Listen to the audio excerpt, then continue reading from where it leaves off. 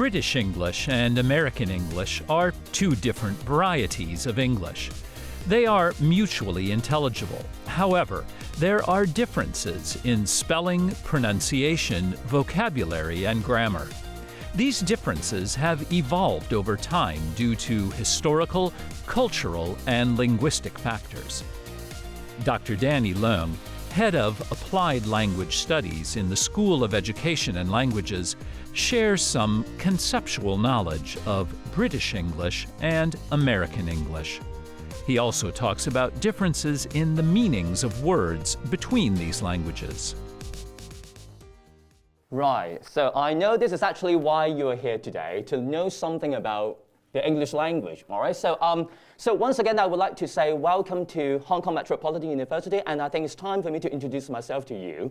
I am Dr. Danny Leung, and definitely I come from the School of Education and Languages here at HKMU, and I'm very happy to bring these interesting English topic to all of you today, which is actually, as you can see from the cover slide here, when British English meets American English. All right, so do you know British English or do you know American English? You know these two places? Britain, all right, the United States and the United Kingdom. All right, so as everybody knows, English is actually an international language and is actually used throughout the world, whether as the first language in the UK, in the US, as a second language, like the case here in Hong Kong, or as a foreign language in China and in Japan. All right, so it's actually inevitable in the process of this English language spreading across the world that differences have developed in the ways in which the language is written and spoken in different parts of the world. All right, and in today's seminar, we're going to focus on these two parts of the world, and we have to see how the people speaking the English language in these two parts of the world will actually show some kind of differences in terms of how they use the English language. So as you can see from the cover slide here, we're going to take a look at how the people in the UK speak the English language. In other words, British English. And we have to see how people in the United States of America speak the same language, but kind of differently from how British people speak the same language, that's American English. So that's basically what we're going to do in the following 1 hour of time. So here comes the first question. It's fill in the blank. British English and American English are two different of English. So let me show you the QR code first. Please scan it. And this is the question. British English and American English are two different something of English. I need a word. I need an English word for that. You scan it and you type the answer. The bigger the word, the more students have inputted that particular answer. I still haven't got the answer here on the screen. I just want to see the answer I want. British English and American English are two different. Accent is all right, but it's not the exact answer. Here we are. British English and American English are two different varieties. First, do you know this word? Variety. Two types of English, that's all right, but should not be two accents of English. So before we really have to take a look at British English and American English, I think it's very important for us to have something demystified and clear. So conceptual knowledge one. Here we are. Why are we saying that British English and American English are two varieties of the English language? Any way of using language which is somehow systematically different from other ways, in terms of words, in terms of grammar, in terms of pronunciation. So the two varieties are very different. But definitely, we are not saying that British English and American English are two languages. If you speak British English, and if your neighbor speaks American English, basically, you two understand each other. So you two, the language that you use is actually mutually intelligible to each other. And that's why we won't say the two varieties are two languages. Chinese, English are two different languages. Because if you speak Chinese and if somebody else speaks English, there's no way for you two to communicate with each other. You two don't understand each other. And that's why we are not saying that the two varieties are two languages. Because if you speak two languages, you don't understand each other. And I also have to introduce to you this word, dialect. So just now I saw dialect as one of the answers. all right, but it's not actually chosen by many of you. A variety of language being distinct in terms of words and grammar. So British English and American English can be conceptualized as two different dialects when it comes to words and grammar. But if you're just concerned with pronunciation, that's actually the answer just now.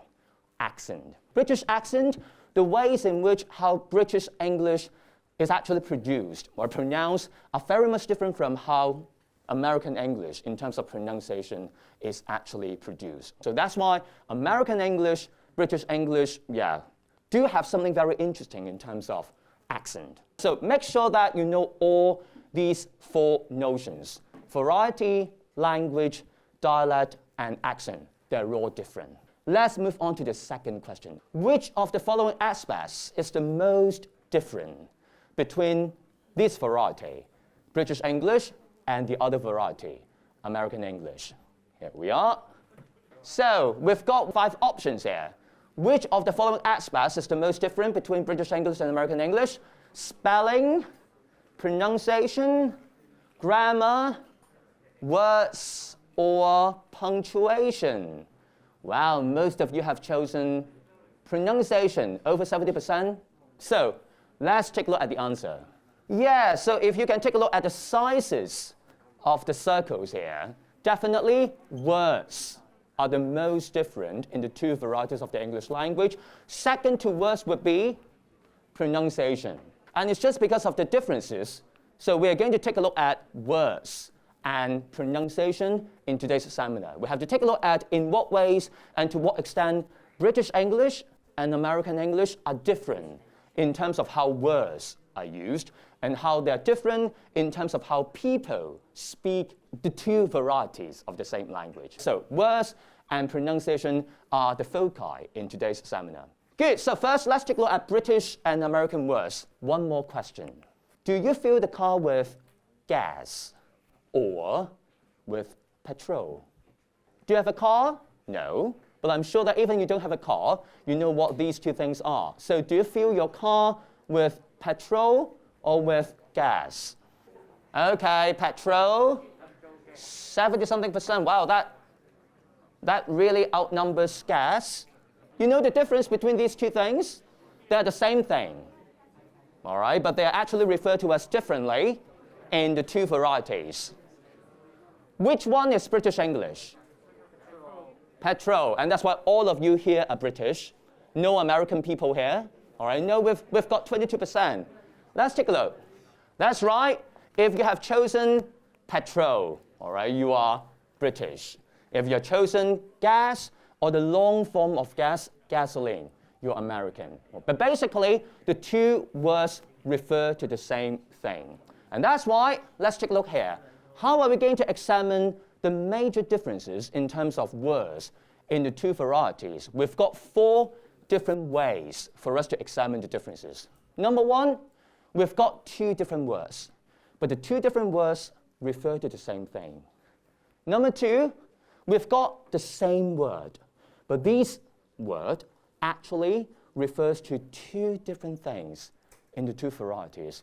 These may cause embarrassment if you use a word which you think, oh, it means something like this in British English. Let me use the same word to refer to the same thing in American English when I'm in New York. You may have some embarrassment. All right, so you have to be very careful with how you're going to use those words in the second category. The third category, words which show crossover potential. By using a word, by uttering a word, we know where you come from, whether you are a British person or you are an American person. That's the third thing. Last but not least, words in different contexts of use. So basically, we're going to examine words with reference to these 4 categories. First, let's take a look at the first category, words which are different in form, but similar or the same in meaning. We've got 2 different words, but they refer to the same thing in the 2 varieties of the English language. So we've got many, but here I have highlighted 60 most commonly used words for you. So flat, that's British English. Apartment, American English. Appetizer, okay, that's in British English. Does anybody know the American version for appetizer? What's the American English for Appetizer. Starter. Give him a big hand. Ladies and gentlemen, remember starter, all right, as the American version for appetizer. So if we move down here, chips, I'm sure everybody knows that in British English. Crisps. Exactly, crisps. So potato crisps in British English, but potato chips in American English. Wardrobe closet, oh, I like this one. It smells really good. It's just too sweet for me. Cotton candy, it's not marshmallow, it's cotton candy. That's in American English. How about British English? It starts with candy, candy something. Let's take a look. Candy floss, or F-L-O-S-S. So let's move on to number 16. We've got nappy. It's something that you don't need at your age. Nappy in British English, how about American English? Diaper, that's right, D-I-A-P-E-R. And a lift, an elevator, British and American. Yes, motorway, expressways, chips, French fries, petrol, gas or gasoline, that's what we already mentioned. Oh, I like this one, hood. H-O-O-D, it could be the hoodie of your hood, all right? But this is actually the front part of the car which can be raised. So if you have to fix the car, you have to raise that part of the car. That's hood in American English. How about in British English? B-O-N, do you know the word for hood? B-O-N-N-E-T. How do you read the word? Bonnet. Bonnet. Please give him a big hand. That's right. Right, so we're now talking about cars. Let's take a look at some of the parts involved in a car. Number plate. That's in British English. How about American English? You know number plate? Yeah, XY, 1, 2, 3, 4. Yeah, that's actually how we identify a car. All right, it's a unique thing for every car. Number plate, that's British English. How about American English? Exactly. Where does that come from? Good. Yes, so number plate, license plate in American English. So here we are, number 31. If a baby cries, it's good for you to give this to him or her so that he or she will stop crying. What's that? It's a dummy in British English, but it's something different. And I think it's actually more meaningful in the American version because you have to soothe the baby. When you pacify a baby, you have to use a pacifier, that's right. All right, so that's actually dummy in British English, but pacifier in American English. And if we move down, robe, bathrobe, something you use in the toilet. Dressing gown, all right, dressing gown in British English. Oh, I like this one. Normally we say full stop. In British, when you complete a sentence, the punctuation you use as a full stop, and that's actually a period as a matter of punctuation in American English. Pavement, sidewalk, trainers, sneakers. Oh, we're now in the period of World Cup. Football, British English. Soccer, American English. Okay, so I like this one. Sprinkles. Sprinkles, this word actually means a lot. But in this occasion, the colorful toppings for ice cream, that's sprinkles. That's in American English. How would we say so in British English? If you go to London, excuse me, I would like to have some toppings on my ice cream. Can you give me some sprinkles? They won't be able to understand you. You have to say this in order for the British people to add that something to your ice cream. What's that in British English? Anybody knows? Okay, there are 3 words. All right, it's much longer than just sprinkles in American English. But I definitely like how it's actually described in British English. Hundreds and thousands. Yeah. So can I have more hundreds and thousands or millions for my ice cream? Then you've got something like this, the topping on your ice cream. Very interesting. Oh, I like this one. Braces, 48. What are braces? Can I see any braces today? No, I don't think so because it's not really fashionable to have braces, especially for youngsters. The 2 straps, all right? Something elastic and holding your trousers so that your trousers won't actually drop. So that's in British English. How do we say so in American English? Suspenders. Yeah, exactly. Please give them a big hand. So braces, so make sure that you know this word. In American English, it's suspenders. Suspenders, all right? Good, the last page, thumbtack. That's what we always use on the notice board. Pen or drawing pen, either is okay. And yes, vacation, that's actually what's used in American English, but we say holiday in British English. Vest, waistcoat. Oh, the last one. I think it's actually originally a French word. It's not exactly a Germanic word in English. Courgette. It sounds really French because it's definitely is from French. Courgette is a vegetable. Does anybody know courgette in American English? Zucchini, that's right. Great. You like zucchini? It's really yummy and healthy. Make sure that these are the most commonly used words in the two varieties of the English language. They basically, without any contextual clues, they basically refer to the same thing. All right? Now, it comes to something which may cause embarrassment. The same word this time. But in British English, it means A. In American English, it means B, something different, which you definitely have to cast an eye on, all right, in order not to make any mistakes or embarrassment. Let's take a look at this quote by Boris Johnson.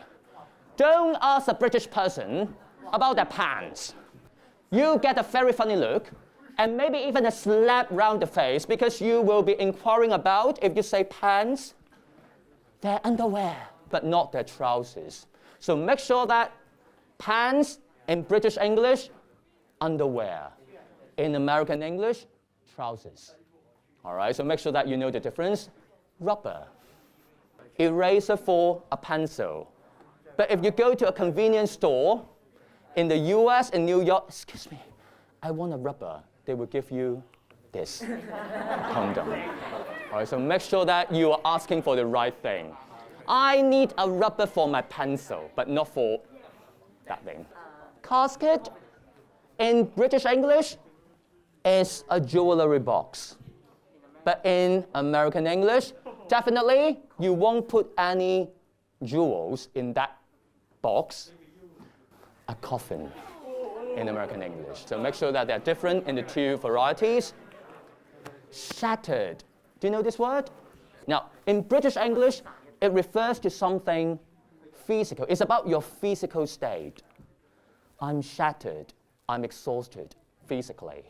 But it refers to something more emotional in American English. If you say you are shattered in American English, it means you're emotionally devastated. So one is about your physical state. The other one is about your mental state, your emotion. Homely. Everybody knows this word, but they're actually used differently in the two varieties.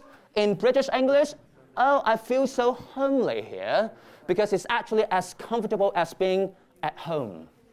Okay, you're feeling as if you were home. All right, so that's comfortable house. But homely in American English is not used to refer to a house or a place, but a guy. An ugly guy. You are so homely, so it means you are ugly. So the question here is, can we say something in American English by making use of a similar word, which means a comfortable house? Is a comfy place? Yes.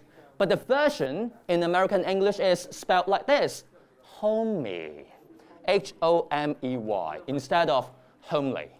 All right, so make sure that you know the difference in the two varieties. The third way in which we can actually examine words in British English and American English is words which show crossover potential. When you say a word, we know where you come from. So we've got 4 different cases, 4 different divisions in terms of this kind of crossover potential. First, no crossover potential from either side. That is to say, the use of words from either side marks its variety identity. If you say candy, I know you're American. If you say sweet, I know you are British. All right? So diaper, nappy, freeway, motorway. How about this one?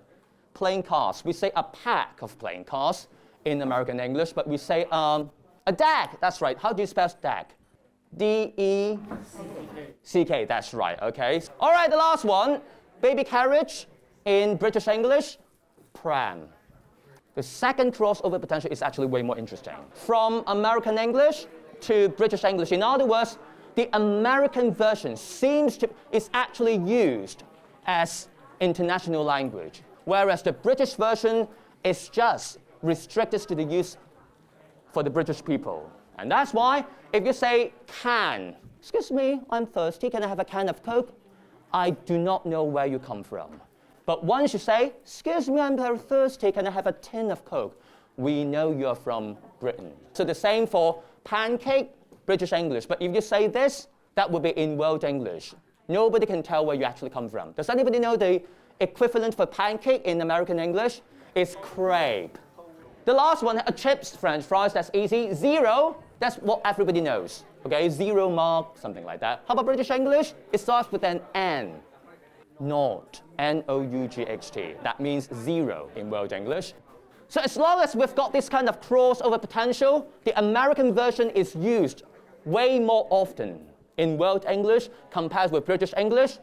Crossover potential 3 is the other way around. So British English is in the World English, and that's why if you say anti-clockwise, we don't know where you come from. But once you say the equivalent in American English, we know you are American. What's that for anti-clockwise? Counterclockwise. Coffin, casket, curtain in British English, but in American English? Exactly, you know that word, drapes. Not grapes, but drapes. Autumn, fall, queue, and line. Jump the line, jump the queue, all right. The last crossover potential from American English to British English and the other way around, from British English to American English. In other words, both words are in World English. The use of words from either side does not mark any variety identity. All right, again, we don't know where you come from. Let's take a look. Antenna, that's from American English. How about the British one? Aerial, not Oreo. Okay, that's biscuit. All right, that's aerial. Baggage, luggage. Night dress in American English, nightgown. Post, mail, jumper, sweater. So the third category in terms of how words can be studied in the two varieties of the English language, it depends on where or when the word is actually used. In these particular contexts, idioms is something very interesting. Why are we talking about idioms? Let's take a look at some examples of idioms. Does anybody know this idiom? You know the word heart. You know the word gold. But it doesn't guarantee that you know the meaning of these three words when they are put together. Heart of gold. So the meaning of the whole is not equivalent to the meanings of the constituent parts. That's idiom. So that's the difficulty in terms of idiom. We have to remember the meanings. So does anybody know heart of gold? Heart of gold means if you're generous, if you're very kind, then you can say, oh, she's got a heart of gold. How about kettle of fish? It's a kettle of fish. It's something bad. When something is in an awkward, bad situation, then you can say, it's a kettle of fish. Raining cats and dogs, that's what everybody knows. When it's raining really heavily outside, we say, hey, look, it's raining cats and dogs. Where are the cats and dogs? It's an idiom. There are no cats or dogs. So the point here is, we can see a lot of differences in terms of how idioms express meanings in the two varieties of the English language. So here we are. Let's take a look. Similar in form with the same meaning. So in British English, in American English, the two idioms are similar in form, except one or two words, and they refer to the same meaning, like this case. If you want to say, you are unable to understand the situation clearly because you are too involved in it, in British English, we say, I can't see the wood for the trees. But in American English, we replace wood with forest. That's very similar. So can't see the forest for the trees. So the second example, if you want to say a very small amount compared with the amount that you need. In British English, we say, you can see the background here is the ocean. A drop in the ocean, and that's why it's just insignificant, small amount. But in American English, we scale the ocean down to just a bucket. All right, so it's a drop in the bucket in American English. Here, so we've got some other examples in terms of similar in form, and they've got the same meaning. I like this one. In British English, touch wood. You've just said something, I'm going to win Mark 6 tonight. Oh, touch wood, to prevent something bad from happening. All right, to bring yourself good luck. to avoid bad luck. And then you would say, oh, touch wood, touch wood, touch wood. And that's knock on wood in American English. A little bit different, but they have the same meaning. Blow one's own trumpet. Blup, blup, blup, blup, blup. What does that mean? I'm always number one in the world. You're too proud of your own achievements, and you're too boastful of your achievements, and that's why you're blowing your own trumpet. That's blow one's own horn in American English, so they're the same here. I like these three. Completely different in form, but they've got the same meaning in the two varieties. In British English, get itchy feet. Do you know mahjong? Oh, my hands are so itchy. Okay, get itchy hands, then you have to play mahjong. But here, in the English world, when we say get itchy feet, that's actually what everybody is feeling these days. We've got COVID for 3 years, and we didn't have the chance to go out. You want to do some traveling. You want to travel, and you want to do something different. In that case, you would say, get itchy feet. That's actually, in American English, seek new pastures. I like the second one, play gooseberry. First, gooseberry is a kind of berry. It's a fruit. But how can you play gooseberry? In Cantonese, light bulb. Don't be a light bulb in Cantonese. But in English, playing gooseberry. Don't be the third party in a romance. It would be bad. So that's play gooseberry in British English. Do you know the version in American English? Third wheel. Okay, the next one, pop one's clogs. You know what a clog is? It's a kind of the Dutch shoes made of wood. Pop one's clog, that's exactly the same as this idiom, which I guess you would know. Yes, somebody dies. Pop one's clogs and buy the farm. Both of which mean to die. So make sure that when you're in the States, don't say, I'm going to buy the farm. That means something different. All right, so the last one. Life is a roller coaster. Life is full of ups and downs, happy moments, followed by sad moments. But don't be too sad, because the sad moments will be followed by happy moments again. Life is just like this.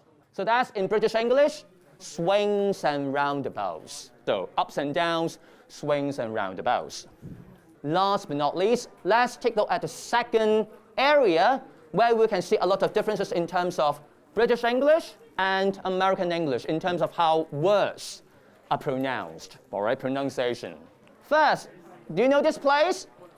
The United Kingdom. So whenever we're talking about British accent, we're indeed talking about different kinds of British accents. There are so many different kinds of British accents. So when you travel all the way from the southern part of England to the northern part, you will experience different kinds of accents. And that's why in this seminar, we are going to refer to the most generally used accent in Britain. That's what we call general British pronunciation or received pronunciation.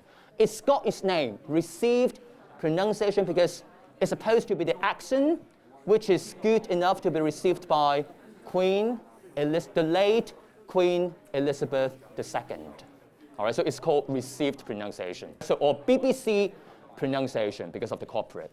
And similarly, we do have a lot of American accents, all right, or American accent. So we do have a lot of American accents. So if you travel all the way from the West Coast to the East Coast, very similarly, just like how you travel all the way from the southern part of England to the northern part of England, you can see different accents. So in today's seminar, we're going to refer to this kind of general American accent.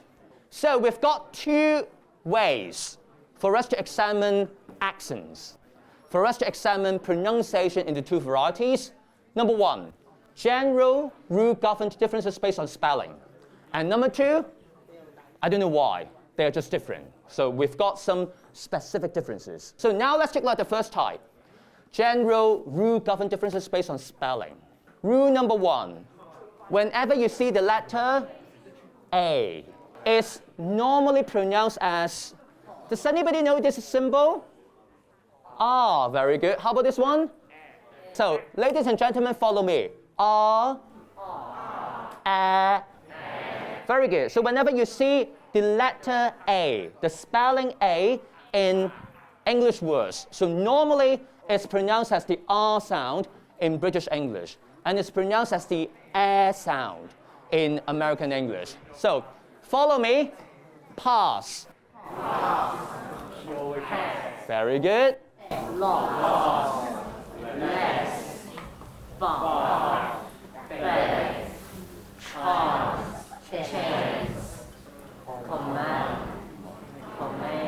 Let's take a look at rule number 2. Here comes the letter O. So, for the letter O, British accent, o, o, o. American accent, ah. So, the late Queen Elizabeth II would actually say in London, I got a job. I got a job. But Joe Biden in New York would say, I got a job. I got a job. Follow me. Got. Got. Job. Job. College. College. Coffee. Coffee. Possible. It's possible. All right. Very good. Right. Rule number 3. So, in many words where the letter T or TT comes between vowels or before L or R, in British English, it's just like the normal T. But in American English, it sounds like a D. All right, so listen. Queen Elizabeth II would say, bottle. Bottle. But Joe Biden would say, bottle. Bottle. Water. Water. Water. Very good. City. City. City. Metal. Metal. Writing. But this one, riding. Riding. Very good. Again, let me show you this map. Definitely is Britain again.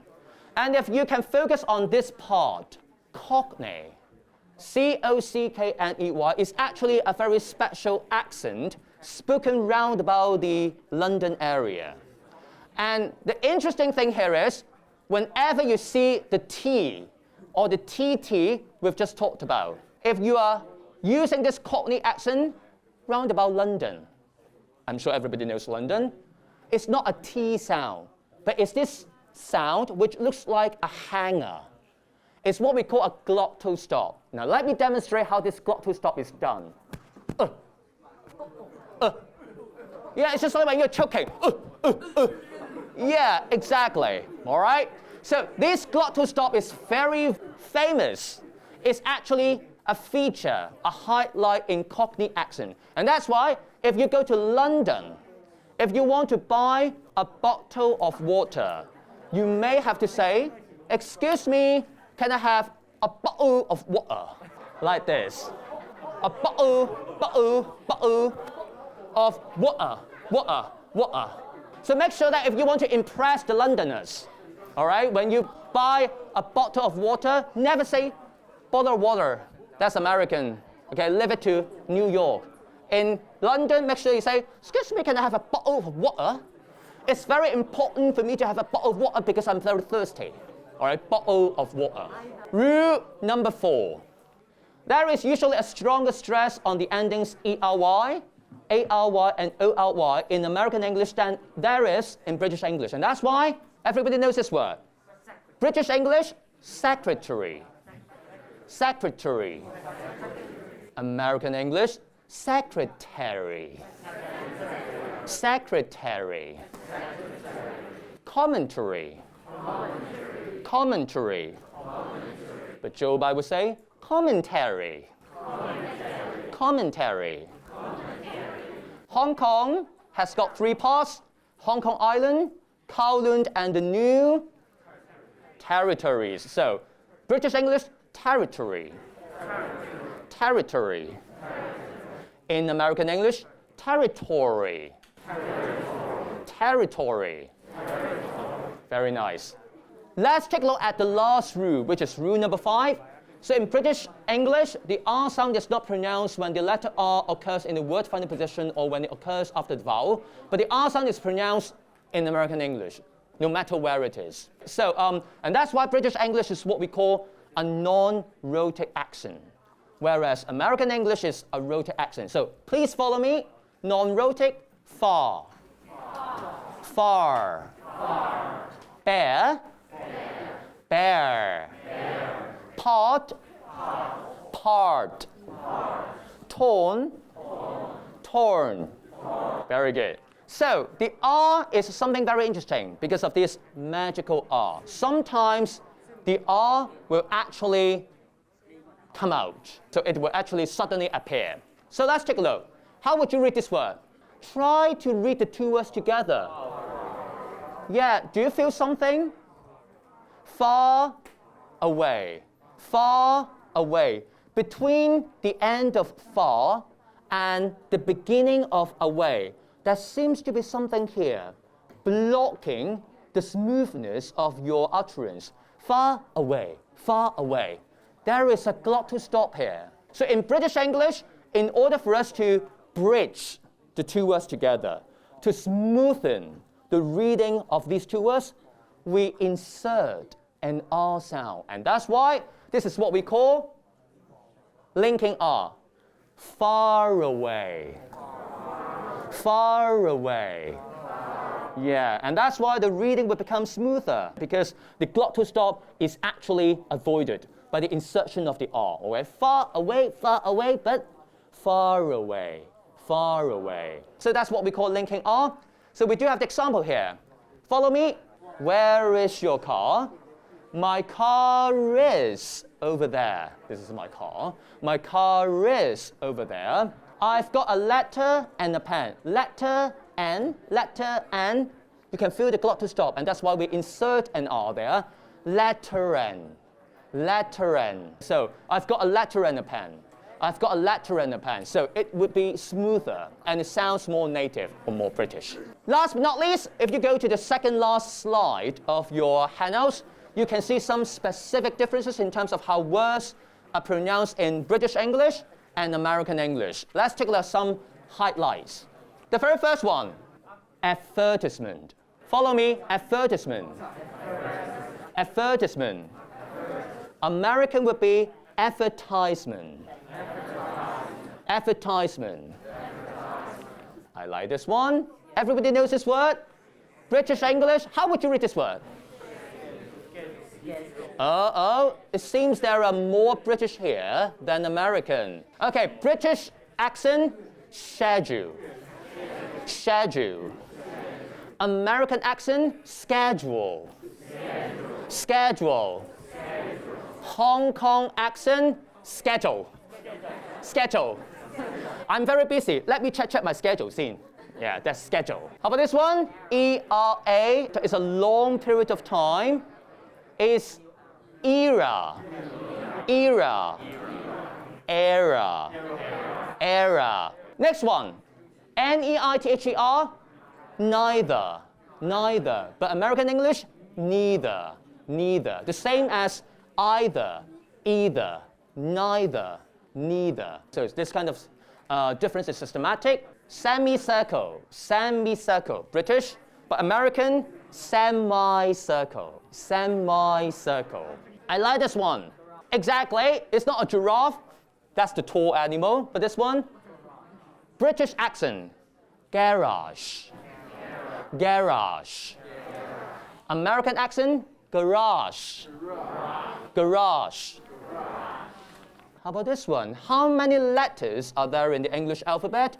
26. And what's the last letter in the English alphabet? British English is a Z. Z. American English is a Z. Z. Okay, the next one, where you put flowers in, vase. Vase. British accent and American accent, vase. Vase. Vase. The last one, we all university teachers have to do. British, research. Research. And the stress is a little bit different in American accent. Research. Research. Very good. So the question here is, the end of this seminar, which variety or which accent should I choose? The answer here is, it does not matter which accent or which variety you choose. to speak the language or to write the language. Because when the British English expresses this concept like this, it would be expressed in another way in American English. And that's why there isn't the best accent or the best variety of English. When one concept is expressed in a way, in an accent or variety of English, it can be as well expressed in a different way as in another accent or variety of the English. So what everybody here has to remember is a matter of consistency. When you're speaking British accent all the way through, speak it. So when you're writing with American spelling, use American spelling in your assignment, in your essay all the way through. So what matters more is indeed consistency. So consistency matters more. So I think it's the end of this seminar. Thank you very much.